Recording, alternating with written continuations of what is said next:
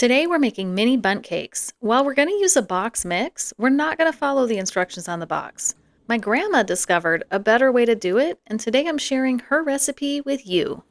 Start with 1 box of cake mix. Today I'm using lemon. Now add 1 3-ounce package of instant pudding mix. I'm using lemon pudding mix too. Now add 1 cup of water, 1/3 cup of vegetable oil, and 4 large eggs. Beat your cake batter for 2 minutes on medium speed.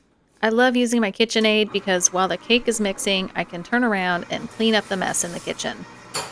You could stop here, but I like to mix in a little extra goodness in my cake mix. I'm adding 1 cup of frozen blueberries into my cake mix, and I'm going to turn it on low to just fold it in. Grease your mini bundt cake pan. I like the Pam spray because it's so quick and easy. And then add your batter in. Fill it up no more than halfway because the batter will definitely rise. I overfilled mine the first time using my mini bundt cake pan.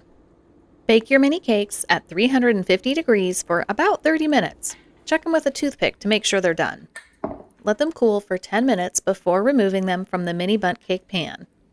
Then let them cool completely before frosting. There's lots of different ways to frost these delightful little mini bundt cakes. You can pipe the frosting on, you can pipe it and spread it, or you can melt your frosting a little bit and use it like a glaze.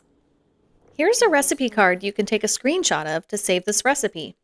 Hey, do you need help organizing all your recipes? Check out my other video. Hey, have we met yet? My name's Sara and I'm the mom next door. I'm all about finding ways to live life better and sharing what I learn with all of you. Subscribe and join the village.